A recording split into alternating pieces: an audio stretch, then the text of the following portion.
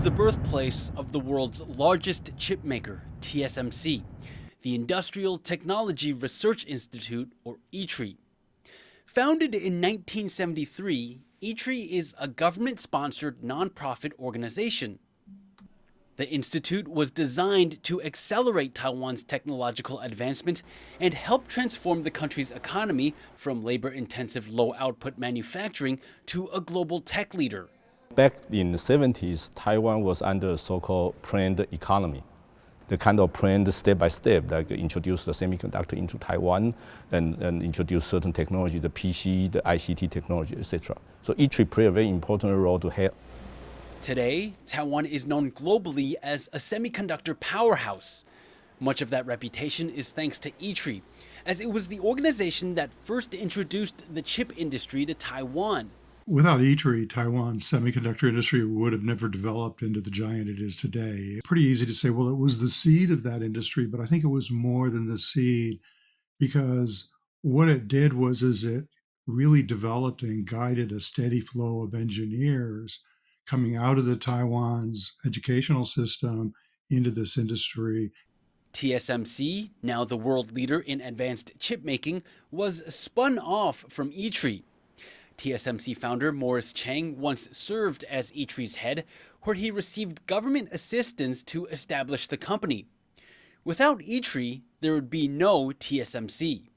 During this time, also kind of created a so-called OEM, the foundry business model, which is a TSMC was formed. Today, ITRI employs over 6,000 people with campuses, labs, and offices all over Taiwan and around the world. And its main job is innovation. The scope of ITRI's research is vast. It not only develops high-tech components like semiconductors and computers, but it also does communications equipment, composite materials like carbon fiber for bike frames, sporting equipment, and luggage bags, as well as textiles. And it's even dabbled in things like engines that go into automobiles. And the list goes on. ITRI also works on biomedical, energy, green, and robot technologies. One of ITRI's main missions now is to service Taiwan's many industries. Whenever companies run into technical or operational problems, they can turn to ITRI for help. If ITRI doesn't have a solution handy, the institute can help research ways to get around issues so that Taiwan's enterprises have an easier time doing business.